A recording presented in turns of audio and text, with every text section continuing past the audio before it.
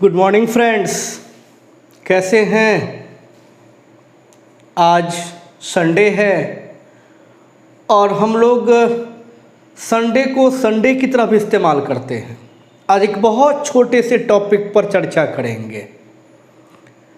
अभी हम लोगों ने रेगुलर पढ़ना शुरू ही किया है। अभी थोड़ा रेगुलर होने दीजिए, आप भी अपना रिदम मेंटेन कीजिए, फिर हम लोग स्पीड भी मेंटेन कर लेंगे।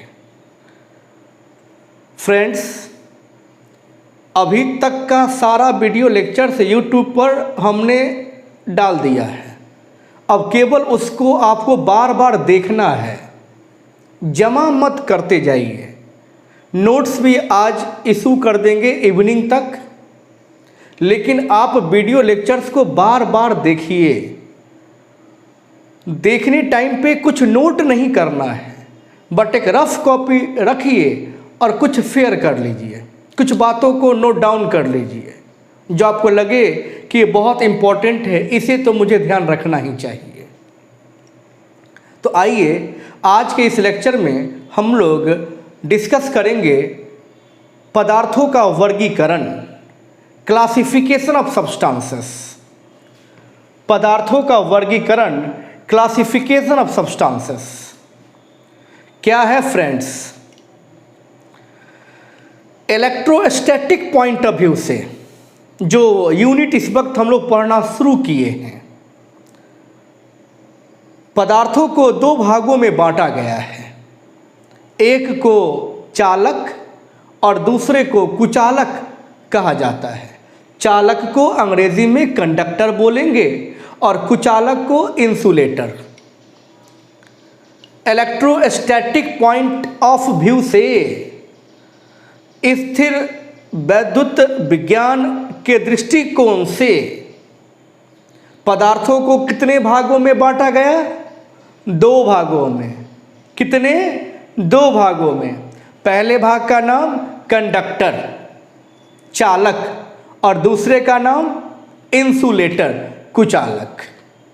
ये सिर्फ इलेक्ट्रोस्टैटिक पॉइंट ऑफ व्यू से, क्योंकि पदार्थ केवल यही दो तरह के नहीं हैं, लेकिन इस वक्त हमें इन्हीं दोनों प्रकारों का अध्ययन करना है। फ्रेंड्स, एक ऐसा पदार्थ होता है जहां से विद्युत धारा सरलता से प्रवाहित हो जाती है। एक ऐसा पदार्थ होता है जहां से विद्युत धारा का कोई प्रवाह होता ही नहीं है। ऐसे पदार्थ जहां से विद्युत धारा का प्रवाह हो जाता है चालक कहते हैं। जिन पदार्थों से विद्युत धारा प्रवाहित नहीं होता कुचालक कहते हैं। ये विद्युत धारा का प्रवाह किसके वजह से होता है? उसका नाम है मुक्त इलेक्ट्रॉन। क्या होता है कि किसी भी पदार्थ के अंदर जो वाह्यतम कक्षा में घूमने वाले इलेक्ट्रॉन्स हैं, वो अपने नाभिक से या तो दुर्बल रूप से बंधे होते हैं या प्रबल रूप से बंधे होते हैं। या तो दुर्बल रूप से बंधे होते हैं या प्रबल रूप से बंधे होते हैं। दुर्बल का मतलब कमजोर, प्रबल का मतलब मजबूत। तो अगर वो दुर्बल रूप से बंधे हैं, इसका ये मतलब हुआ कि थोड़ी सी ऊर्जा देंगे तो वह इलेक्ट्रॉन अपने नाभिक को छोड़कर परमाणु से अलग हो जाएगा और पदार्थ में वह स्वतंत्र रूप से घूमता रहेगा, पदार्थ से बाहर नहीं निकल जाएगा। ये अगर एक पदार्थ है तो पदार्थ के अंदर जो इलेक्ट्रॉन था अपने नाभिक के साथ दुर्बल रूप से बंधा हुआ, वो अपने नाभिक से अलग हो चुका है, परमाणु से बाहर निकल चुका है और उस पदार्थ में जहां तहां घूम रहा है। वैसे इलेक्ट्रॉन को मुक्त इलेक्ट्रॉन्स कहते हैं, वैसे इलेक्ट्रॉन्स को फ्री इलेक्ट्रॉन्स कहते हैं। तो चालक वैसे पदार्थ को कहा जाता है जिसके इलेक्ट्रॉन्स अपने नाभिक के साथ दुर्बल रूप से बंधे होते हैं। मतलब वहाँ के इलेक्ट्रॉन्स आसानी से अपने परमाणु को छोड़कर बाहर निकल पड़ते हैं, स्वतंत्र घूमते रहते हैं। ऐसे पदार्थों में फ्री इलेक्ट्रॉन्स की संख्या मैक्सिमम अधिकतम होती है। कुछ ऐसे पदार्थ हैं जिनके इलेक्ट्रॉन्स अपने नाभिक के साथ प्रबल रूप से बंधे होते हैं, बहुत मजबूती से बंधे होते हैं। इसका ये मतलब हुआ कि उन्हें थोड़ी ऊर्जा देकर इलेक्ट्रॉन से डिटैच नहीं किया जा सकता है, वह अपने परमाणु को नहीं छोड़ सकते हैं। इसका मतलब ऐसे पदार्थों में फ्री इलेक्ट्रॉन्स की संख्या बहुत कम नगण्य होती है। तो इंसुलेटर ऐसे पदार्थ को कहते हैं जिसमें फ्री इलेक्ट्रॉन की संख्या न्यूनतम होती है। एक बार फिर सुनते हैं। इलेक्ट्रोस्टैटिक पॉइंट ऑफ व्यू से पदार्थों को दो भागों में बांटा गया है। पहले का नाम कहा गया कंडक्टर, चालक, और दूसरे का नाम कहा गया इंसुलेटर, कुचालक। पहले इतना लिख लेते हैं।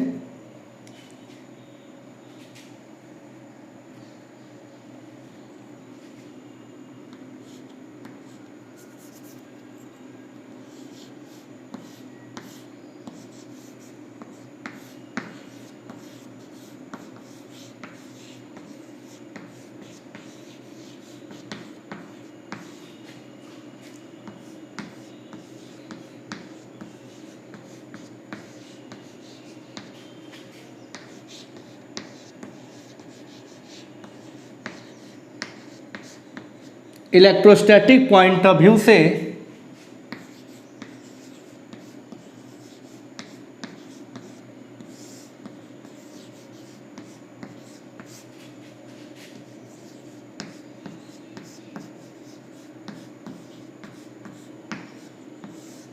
पदार्थों को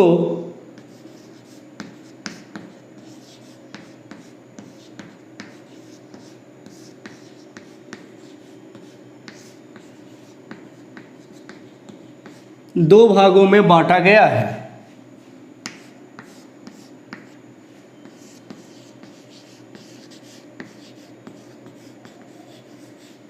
पहले का नाम कंडक्टर, चालक,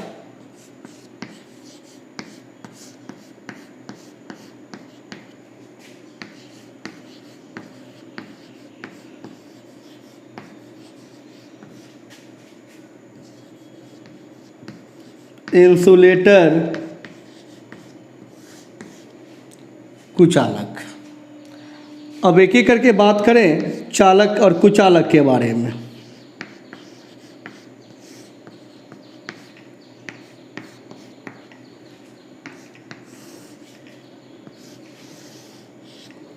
ये मान लीजिए फ्रेंड्स, एक पदार्थ है। इस पदार्थ में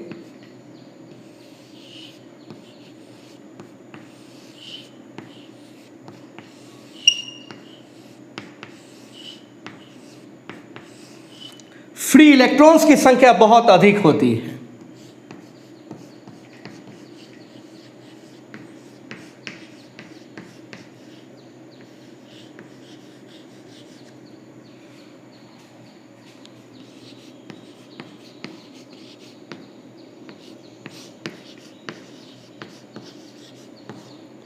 वैसा पदार्थ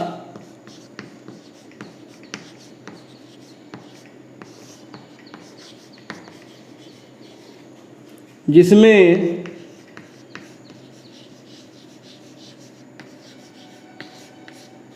फ्री इलेक्ट्रॉन्स की संख्या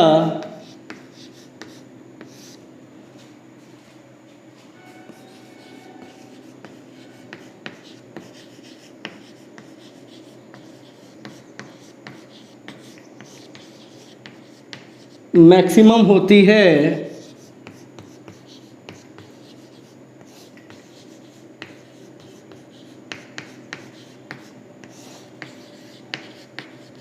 चालक कहलाता है। ओके फ्रेंड्स,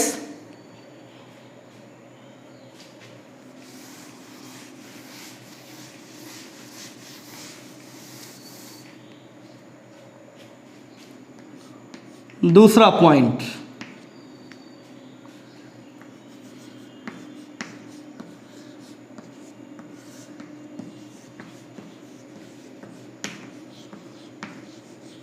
इसमें इलेक्ट्रॉन्स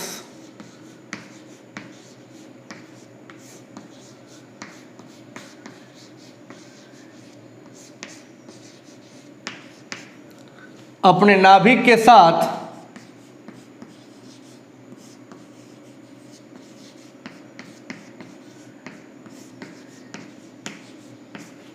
दुर्बल रूप से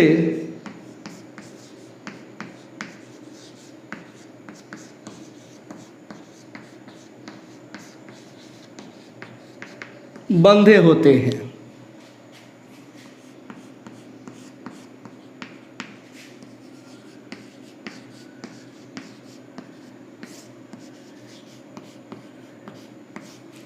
इससे धारा का प्रवाह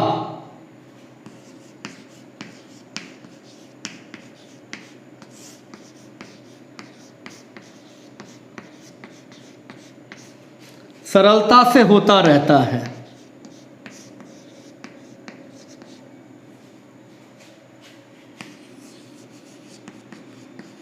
इसके एग्जाम्पल्स याद रखिए, मेटल्स धातुएं,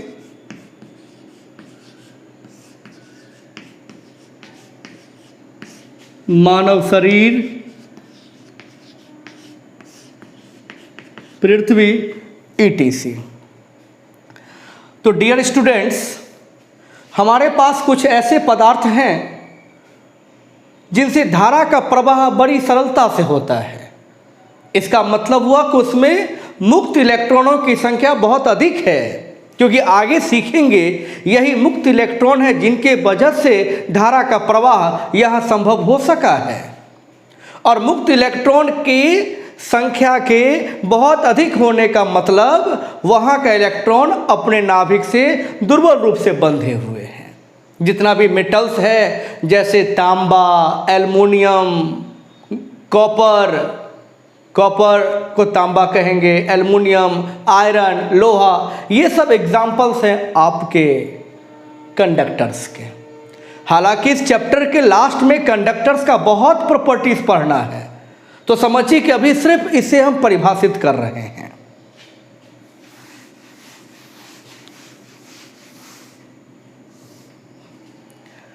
पॉइंट नंबर सी में आइए फ्रेंड्स, और कुचालक की बात करी जाए।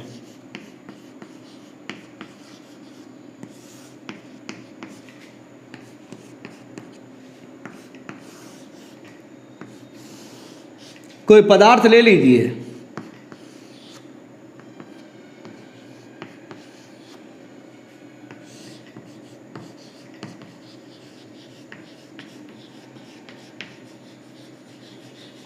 फ्री इलेक्ट्रॉन्स तो होंगे लेकिन उनकी संख्या बहुत कम होगी।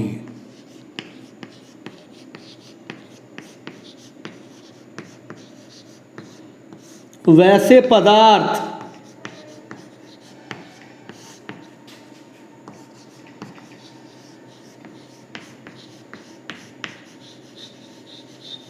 जिसमें फ्री इलेक्ट्रॉन्स की संख्या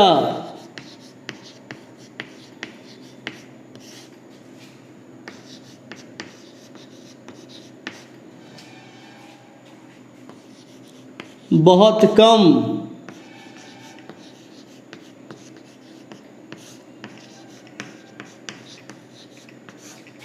अर्थात नगण्य होती है,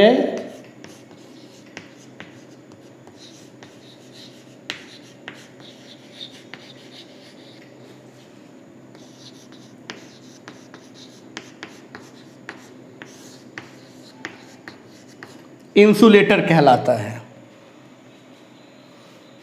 यहां देखिए दूसरा पॉइंट इसमें लिखते हैं, इसमें इलेक्ट्रॉन्स अपने नाभिक के साथ बड़े मजबूती से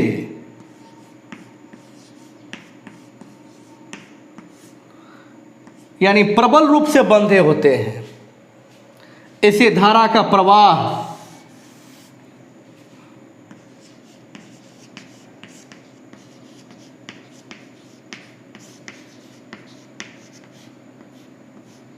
नहीं होता है। एग्जाम्पल्स की बात करी जाए, चमड़ा,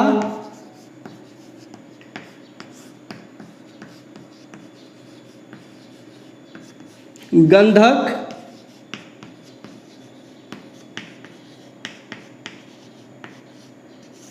बेकेलाइट, ईटीसी।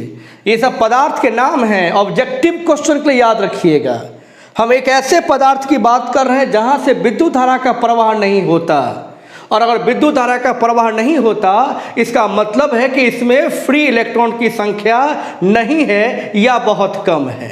इसका ये मतलब हुआ कि वे इलेक्ट्रॉन्स अपने नाभिक के साथ मजबूती से बंधे हैं, उनका बंधन आसानी से तोड़ा नहीं जा सकता है। चमड़ा, गंधक, बेकेलाइट इसके एग्जाम्पल्स हैं।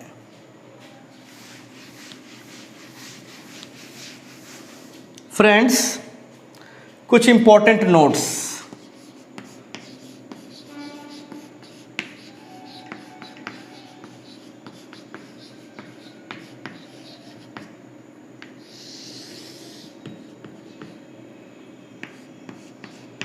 First,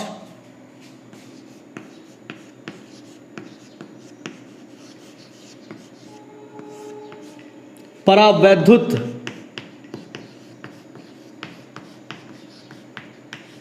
dielectric. हम लोगों को इस वक्त ये जानना चाहिए कि डाइइलेक्ट्रिक किसको कहते हैं। तो जानिए माय डियर फ्रेंड्स,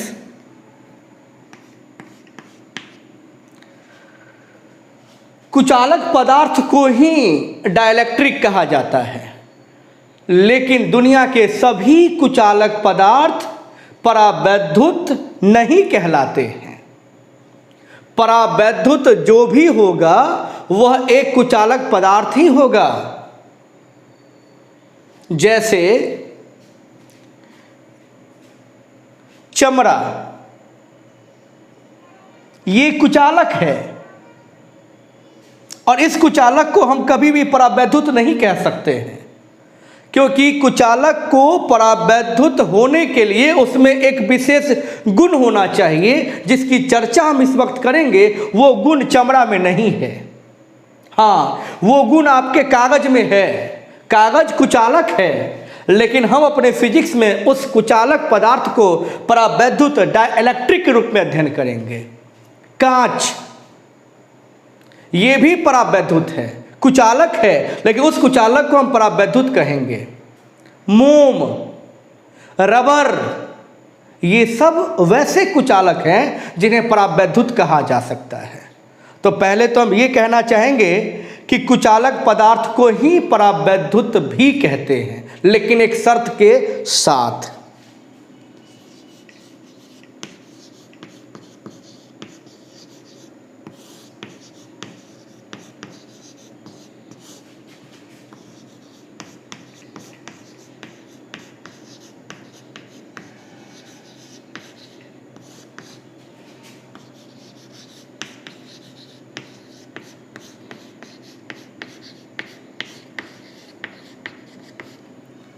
तो कुचालक पदार्थ को परावैद्युत भी कहा जाता है।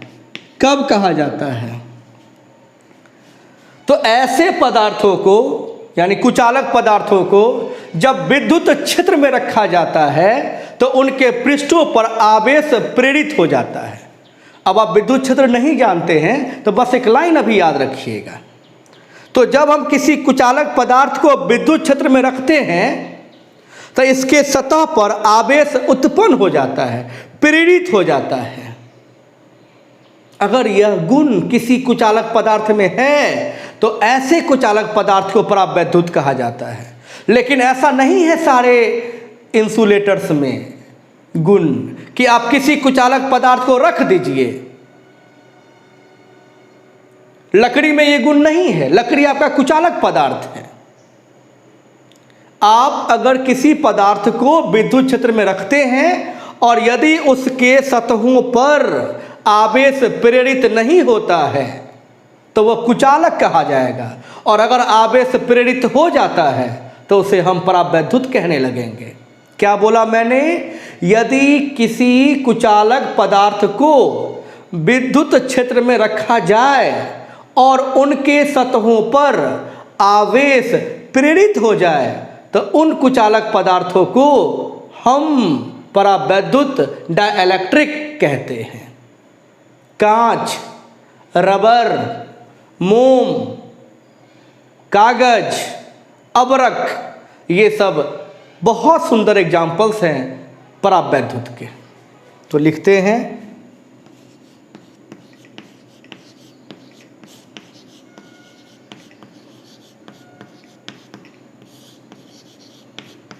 ऐसे पदार्थों को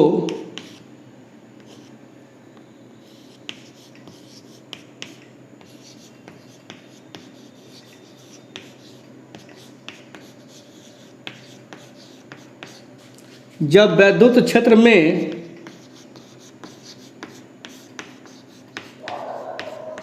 रखा जाता है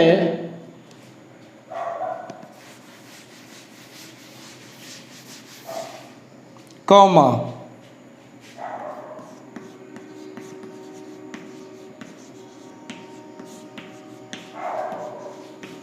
तो इनके सतहों पर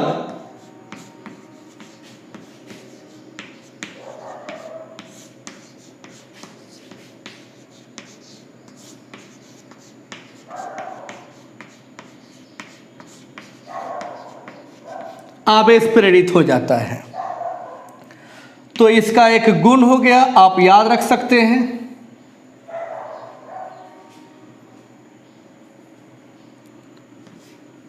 एग्जाम्पल्स लिख लेते हैं पहले। क्या है?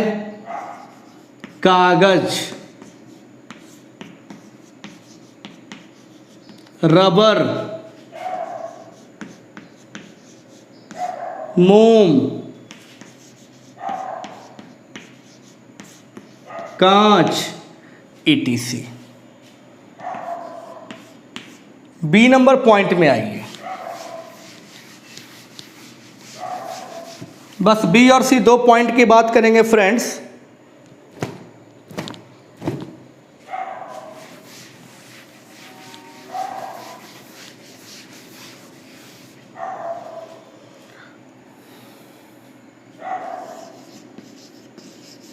एक बार फिर बता दें आपको, कंडक्टर के बारे में आप पढ़ने वाले हैं इस चैप्टर के आखिर में बहुत डिटेल्स। अभी क्यों नहीं? क्योंकि उसे समझने के लिए कुछ और जानकारी चाहिए जो आगे मिलने वाला है।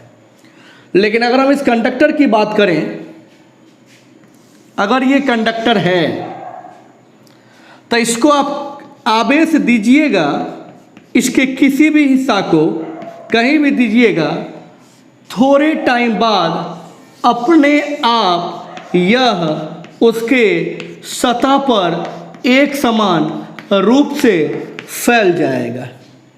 किसी भी कंडक्टर को दिया गया आवेश स्वतः, किसी भी कंडक्टर को दिया गया आवेश स्वतः उसके सतह पर एक समान रूप से फैल जाता है। यह गुण कंडक्टर का है। ठीक उसी प्रकार जैसे किसी आदमी को इंजेक्शन दिया जाए तो उस इंजेक्शन का जो असर है वो कहाँ होगा? उसके पूरे शरीर में होगा। वह असर अपने आप पूरे शरीर में फैल जाता है।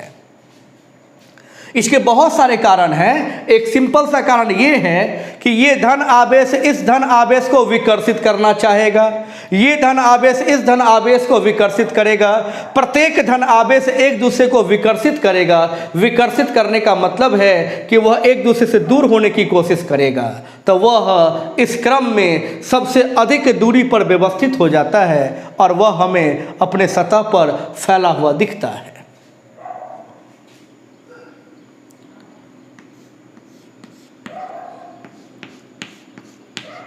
लेकिन अगर आपका चालक नियमित आकार का ना हो,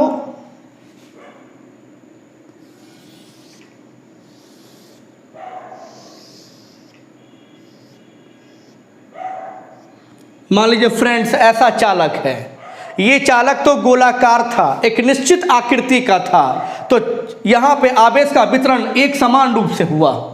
लेकिन अगर चालक हो बट वह असमान आकृति का हो, तब आवेश इसको देंगे तो आवेश कहाँ होगा और किस तरह होगा? तो आवेश पूरे सतह पर होगा लेकिन एक समान रूप से नहीं होगा। देखिए इस हिस्सा की बात कीजिए तो यह हिस्सा भी किसी न किसी गोला का एक छोटा हिस्सा हो सकता है, तो इसकी त्रिज्या ये हो जाएगा।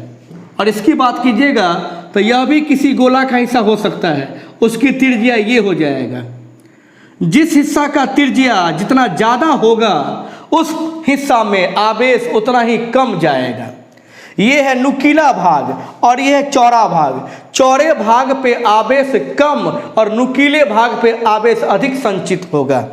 उसको हम ऐसे दिखला सकते हैं, यहाँ जो आप आवेश देंगे उस आवेश का वितरण कुछ इस तरह का होगा और यहाँ जो आपका आवेश होगा उस आवेश का वितरण कुछ इस तरह का होगा।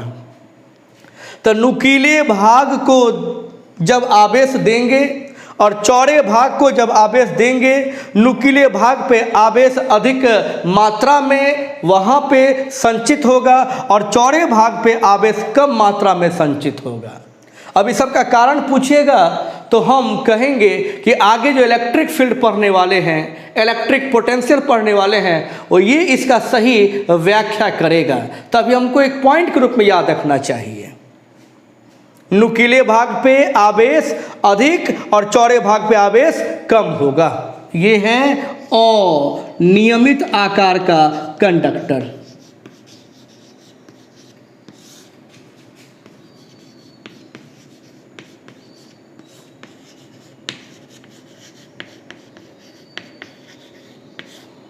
तो कह दीजिएगा अनियमित आकार के चालक के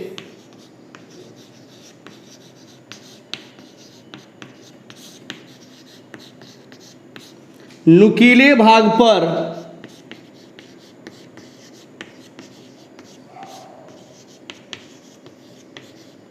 आवेश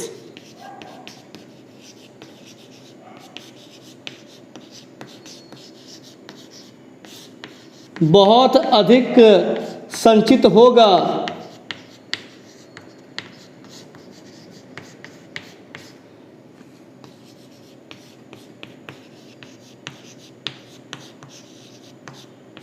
चौड़े भाग की अपेक्षा।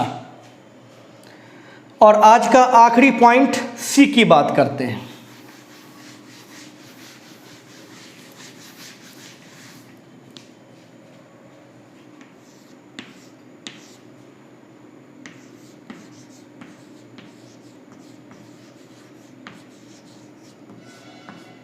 अगर इंसुलेटर की बात करी जाए, कुचालक पदार्थ की बात करी जाए तो उसमें क्या है?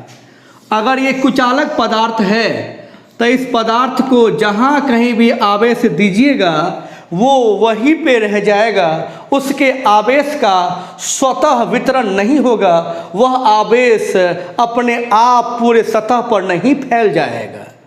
ये फैलना न फैलना ये सब मुक्त इलेक्ट्रॉनों के वजह से है।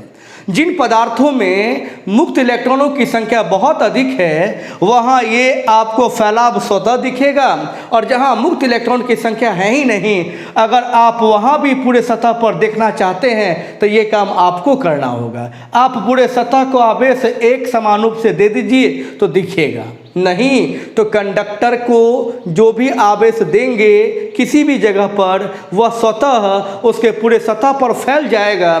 लेकिन कुचालक पदार्थ को जब आवेश दीजिएगा तो वह जहाँ देंगे वहीं तक सीमित रह जाएगा, वह अपने आप सतहों पर नहीं फैलेगा, फ्री इलेक्ट्रॉन के संख्या के बहुत कम होने के कारण। ये जवाब दीजिएगा आप।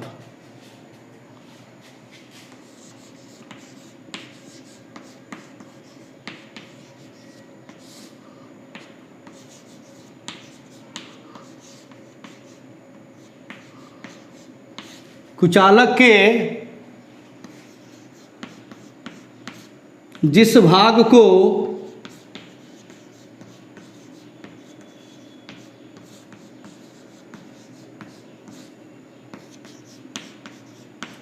आवेश दिया जाता है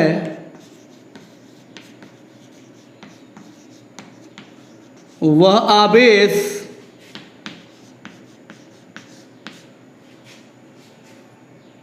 उसी भाग तक सीमित रहता है।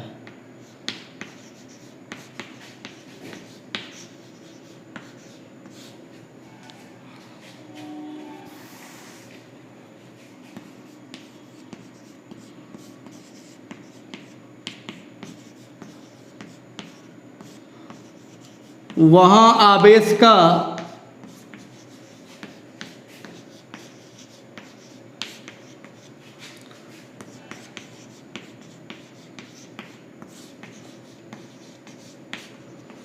स्वतः वितरण नहीं होता।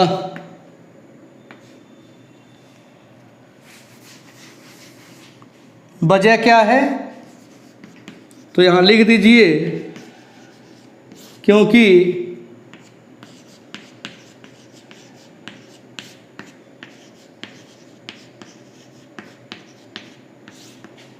ऐसे पदार्थों में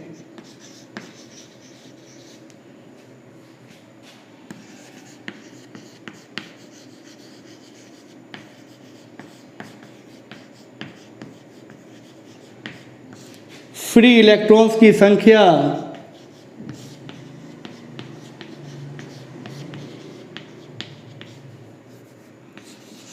नगण्य होती है। तो माय डियर फ्रेंड्स, आज का लेक्चर इस बात पर था कि इलेक्ट्रोस्टैटिक पॉइंट ऑफ व्यू से पदार्थों को कितने भागों में बांटा गया है। 2 भाग, कंडक्टर और इंसुलेटर। आप इसको रिवाइज कर लीजिएगा, नोट्स आपको आज मिल जाएगा, आप उसे फेयर करके रख लीजिएगा। कल और परसों ये 2 क्लास आपके लिए बहुत महत्वपूर्ण है। हम इसमें कुछ लघु उत्तरीय प्रश्न और कुछ हम ऑब्जेक्टिव क्वेश्चंस की बात करेंगे जो आपके बोर्ड एग्जामिनेशंस में अक्सर पूछा करता है। और उसके बाद हम लोग कूलम्ब्स लॉ, जो एक इम्पॉर्टेंट टॉपिक है इस चैप्टर का, उसका स्टडी करेंगे। Okay, goodbye friends.